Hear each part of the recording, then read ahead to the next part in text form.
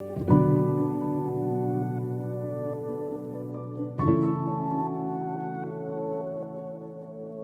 read the book in like 2002 or 3, and I thought about it again in 2008, and that's when I wrote the script.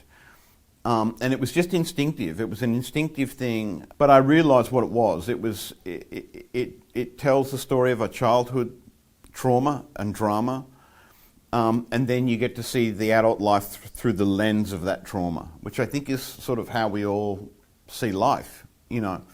And I think that's the overarching idea, you know, of what the film's doing. Continental,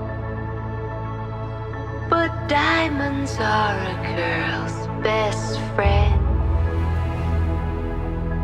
Men grow cold as girls. I know you're supposed to get used to it, And we all lose our charms in the end. but I just can't. I mean, I wasn't like fascinated with Marilyn Monroe. I am now, you know, obsessed with her.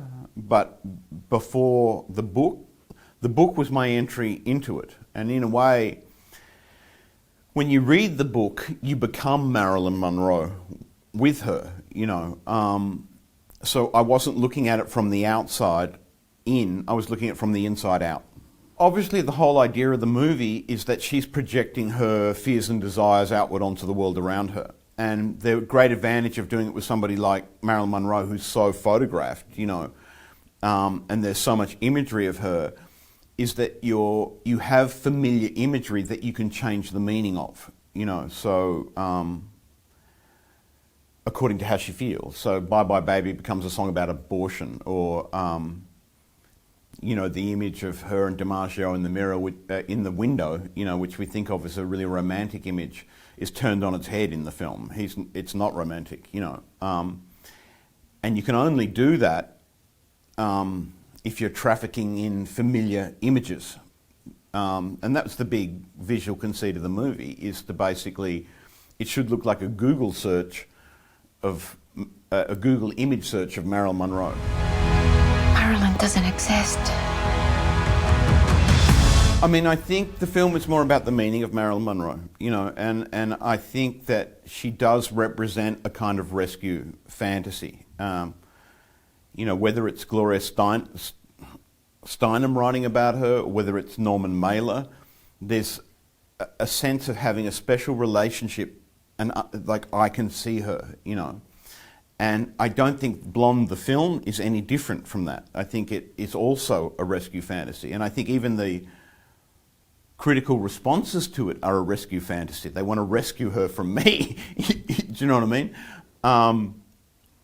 But I think that, you know, it's a story of an orphan child. And that orphan child has to remain helpless in order to get the thing that she's missing. If she becomes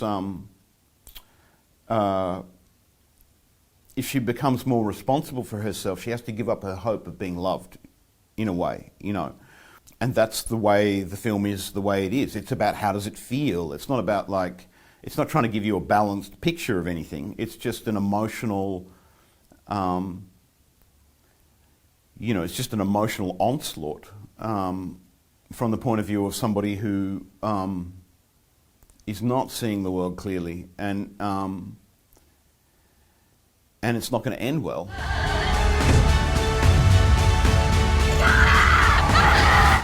I think the NC-17 rating would be a much bigger deal if it was a theatrical movie, you know, because certain theatres won't show the film. You know, there's certain avenues that are closed to you. But I think on Netflix, you know, it's fine.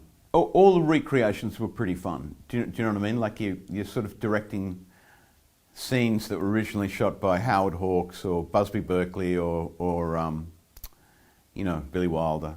And, you know, it's pretty great to sort of be Billy Wilder for a day. Actually, I'm directing Billy Wilder directing the movie, you know, which was even more fun because I got to push Billy Wilder around.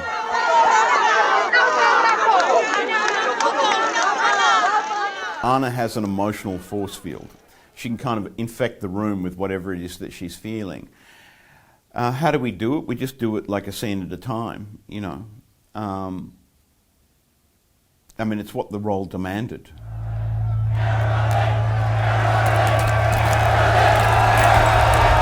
My favourite performance is the Prince and the Showgirl. I just think she's extraordinary in that movie. Like, what? Whoa. Because I didn't think much of her as an actress, you know, until I started actually watching stuff. And I think that The Prince and the Showgirl is one of the great performances I've ever seen, you know. And it's light comedy, which is the hardest thing to do.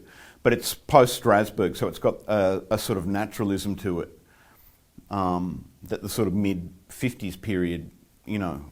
I mean, obviously the films are reflecting on what's going on in her life. Like, you know, she gets raped by Daryl Zanuck, and then and because of that she gets cast in a movie where she plays like a gold digger who's sleeping with movie producers to get parts. You know, like All About Eve is kind of mocking her, or